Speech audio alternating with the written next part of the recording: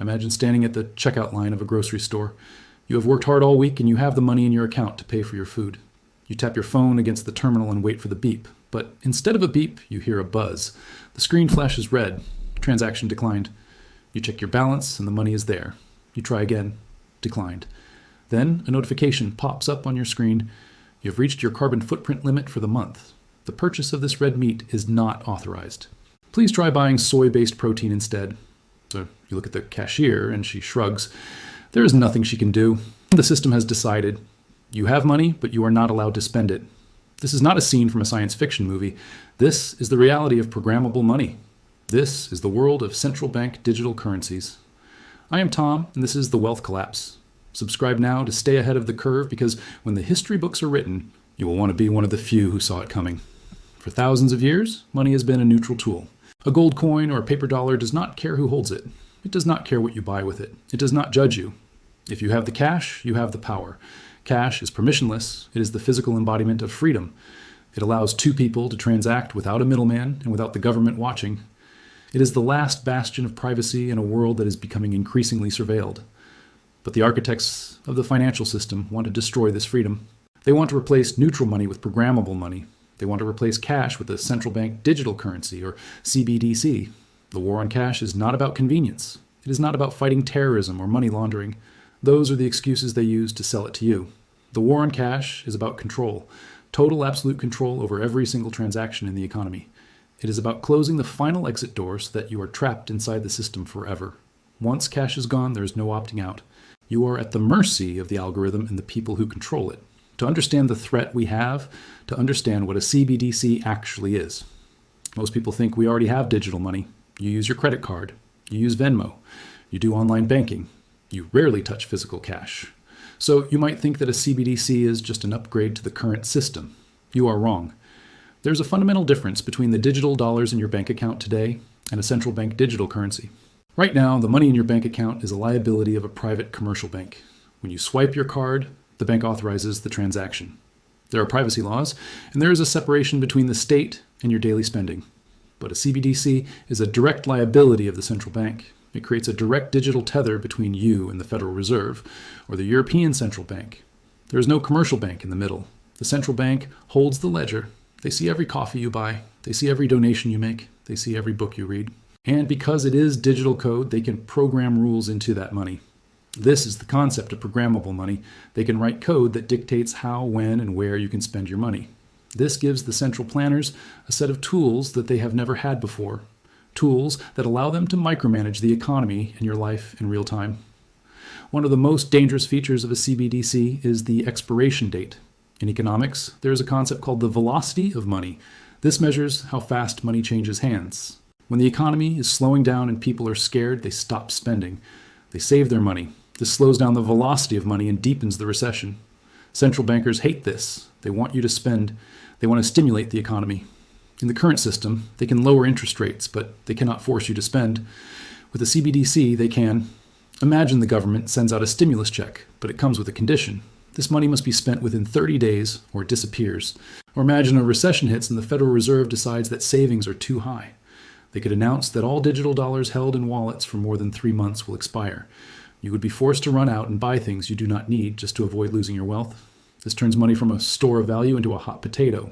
It destroys the ability to save for the future. It forces you onto a hamster wheel of consumption that you cannot get off. Another tool they will use is negative interest rates. For years, central banks have struggled with the zero lower bound. They can cut interest rates to zero, but they have a hard time going negative. If they try to charge you negative 5% interest on your bank account, you will just withdraw your cash and put it in a safe. Physical cash acts as a floor on interest rates. It allows you to opt out of the bank's penalties. But if they ban cash and force you into a CBDC, that escape hatch is welded shut. There's nowhere to hide. They can impose a negative 5% interest rate instantly. Every month, you see your balance shrink. They are effectively taxing your savings to bail out the system. They are confiscating your wealth simply because you chose to save it. You become a captive audience for their monetary experiments. But the economic tyranny is just the beginning. The real nightmare is the social tyranny. We live in an era where corporations and governments are obsessed with social engineering. They want to nudge you towards the right behaviors. They want you to eat less meat. They want you to drive less. They want you to support the right political causes. With cash, they can only use propaganda to influence you. With a CBDC, they can use force. We have already seen the precursors to this. In Canada, during the trucker protests, the government invoked emergency powers to freeze the bank accounts of people who donated to the protest. They were locked out of the financial system without a trial. They could not pay rent. They could not buy groceries. This was done through the clumsy mechanism of ordering banks to freeze lists of names. With a CBDC, this process becomes automated and granular.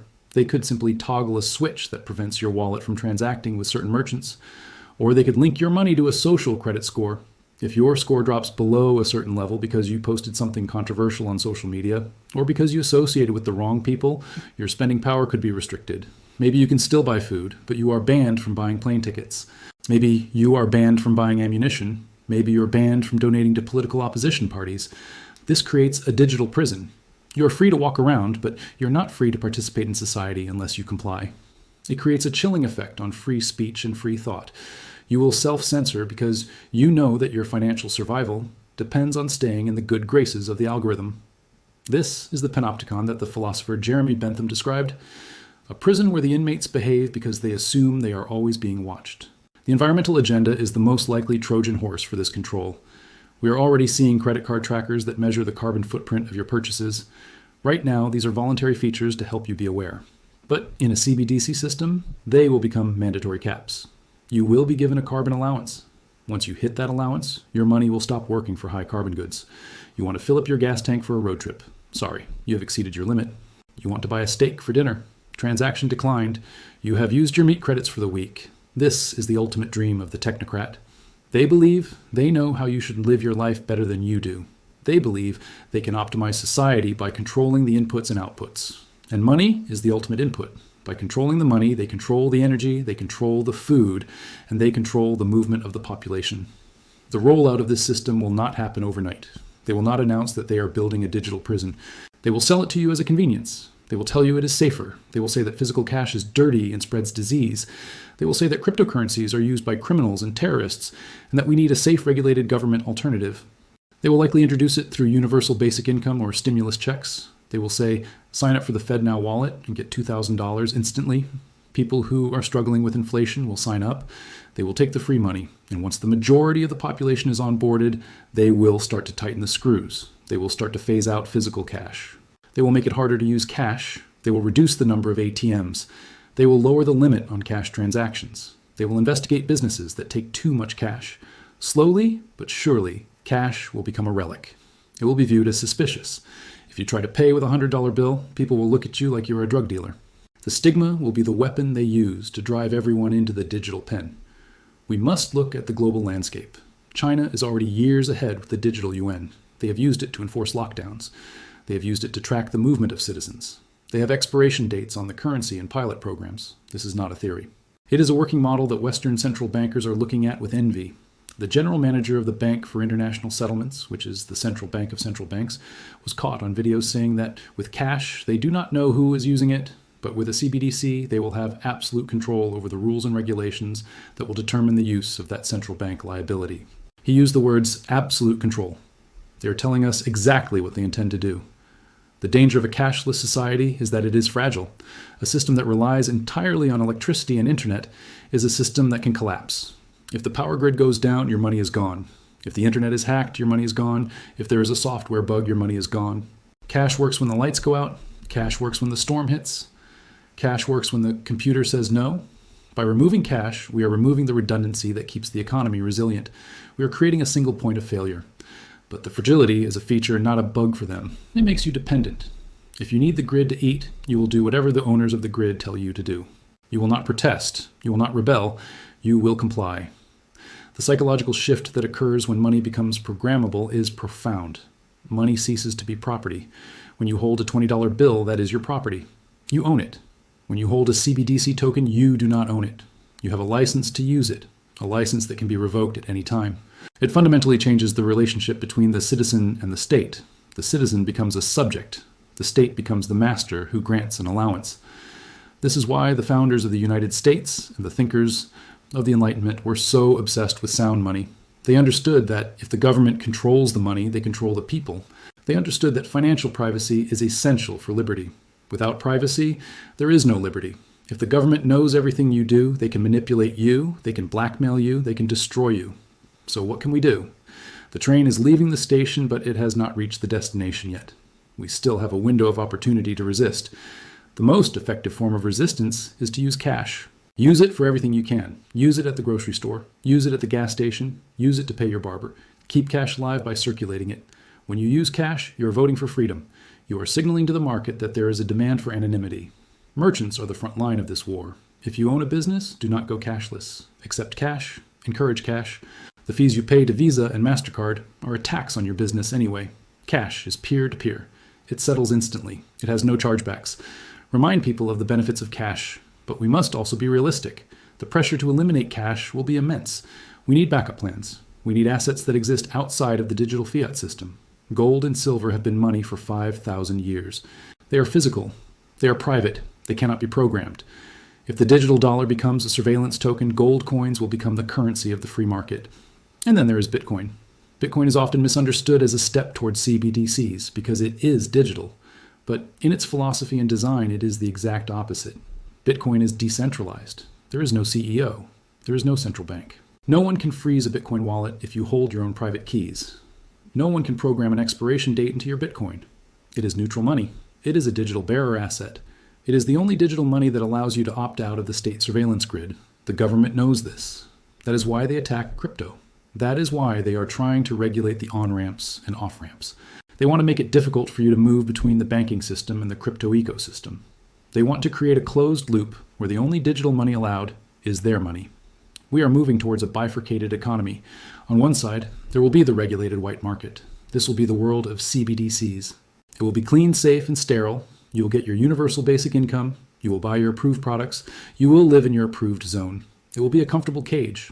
On the other side, there will be the gray market, the free market. This will be the economy of cash, gold, silver, and decentralized crypto. This is where real innovation will happen. This is where privacy will exist. This is where people will trade freely without permission. The government will try to criminalize this economy. They will call it the black market, but it will be the only market that matters for free people. You have to decide which economy you want to live in. You have to start building your position in the free economy now. Do not wait until the cash ban is announced. By then, the premiums on gold will be sky high. By then, the restrictions on buying crypto will be draconian. You need to build your life raft while the waters are still calm. Talk to your family, talk to your friends. Most people are sleepwalking into this. They hear digital currency and they think, oh, that sounds cool and modern. They do not see the trap. You need to wake them up. Explain the concept of programmable money. Ask them if they want the government to decide what they can buy at the grocery store.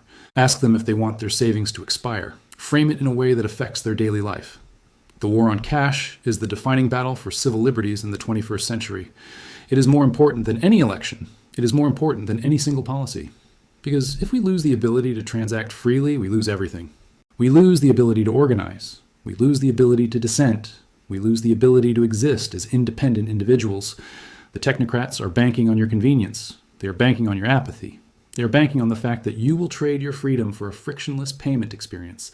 Prove them wrong. Show them that you value your privacy more than your convenience. The technology exists to build a total surveillance state. The infrastructure is being laid right now. The Federal Reserve has launched FedNow, which is the plumbing for a future CBDC. The European Central Bank is moving forward with the digital euro. The timeline is accelerating. They know that the current financial system is collapsing under the weight of debt. They need a new system to reset the game. And they want that new system to give them absolute power. They will try to bribe you into the system. They might offer debt forgiveness.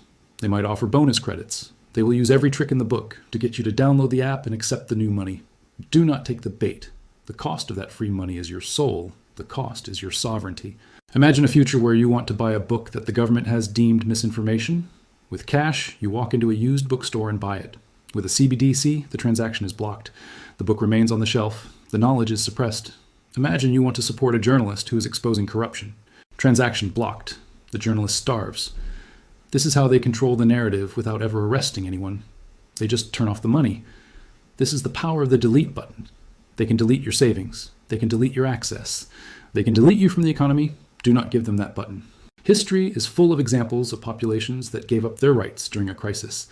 We are living through a permanent crisis. The crisis of inflation. The crisis of war. The crisis of climate. They will use these crises to demand more power. They will say that a CBDC is necessary to save the planet or to save the economy. It is a lie. It is a power grab wrapped in a crisis. The resistance starts with you.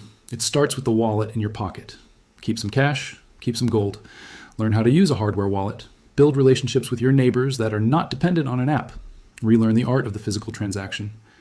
The wealth collapse is not just about numbers going down. It is about freedom going away. The destruction of purchasing power is bad, but the destruction of transactional freedom is fatal. We can recover from poverty. We cannot recover from total enslavement. I am Tom, and this is The Wealth Collapse.